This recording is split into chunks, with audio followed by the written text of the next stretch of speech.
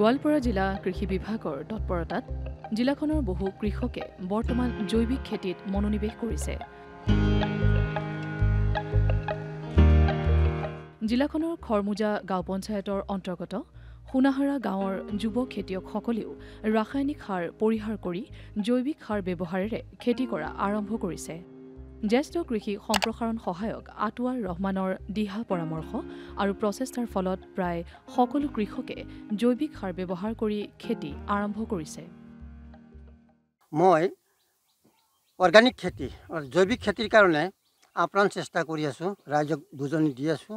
ইতিমধ্যে আমাৰ এই সোণাহাৰা গাঁওখন জৈৱিক খেতিৰ কাৰণে বহুত ডেভেলপ হৈ গৈছে আৰু এই বছৰ আমি এটা মনে মনে প্লানিং কৰিছোঁ যে গাঁৱৰ মেক্সিমাম মানুহক যাতে অৰ্গানিক খেতি কৰাব পৰা যায়, তাৰ কাৰণে আমি bamboo poly house, shade net, spray machine, horticulture kit, বীজ এইবিলাক দিয়াৰ কাৰণে আমি প্ৰস্তুতি লৈছোঁ।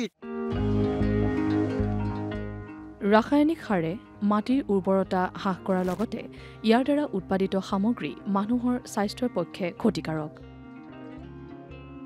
এই বিষয়ে গাঁওখনৰ কৃষকসকলক সজাগ কৰাৰ পিছত বিশেষকৈ যুৱ খেতিয়কসকলে জৈৱিক সাৰ ব্যৱহাৰেৰে খেতি আৰম্ভ কৰিছে।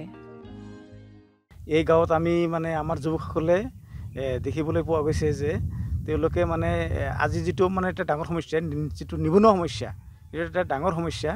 এই সমস্যাক নেওচি তেওঁলোকে কি কৰিছে, নিজে নিজেই আগ্ৰহীৰে বৰ্তমান দেখা গৈছে যে তেওঁলোকে জৈৱিক পদ্ধতিৰে খেতি বাতি কৰি বহুখিনি উপকৃত হোৱা বুলি দেখা পোৱা গৈ আছে।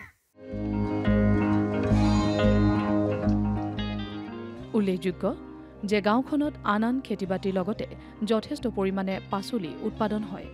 গাঁওখনৰ এগৰাকী যুৱ কৃষক জয়নাল আবেদিনে এইবেলি জৈৱিক সাৰ ব্যৱহাৰ কৰি লাও, কোমোৰা, ভোল, জিকা, তিয়ঁহ আদি পাচলিৰ খেতি কৰি যথেষ্ট লাভৱান হৈছে। মই খেতি কৰিছোঁ তিয়ঁহ খেতি, ভোল খেতি, ভেন্দি আৰু আছে কোমোৰা, লেচৰা, আগত আছিল টমাটো, বৰ্তমান চলি আছে তিয়ঁহ আৰু ভোল, ভেন্দি। আমি কমপ্লিট জৈৱিক পদ্ধতি কৰি আছোঁ। জৈৱিক খেতিৰ জৰিয়তে উৎপাদন কৰা ফচলৰ চাহিদা বজাৰত যথেষ্ট বেছি। সেয়ে সকলো কৃষকে জৈৱিক খেতিত মনোনিৱেশ কৰিলে সৰ্বসাধাৰণৰ স্বাস্থ্য সুস্থ থকাৰ লগতে মাটিৰ গুণাগুণো ভালে থাকিব। গোৱালপাৰাৰ পৰা ৰছিদুল হুছেইন, বাতৰি বিভাগ, DD অসম।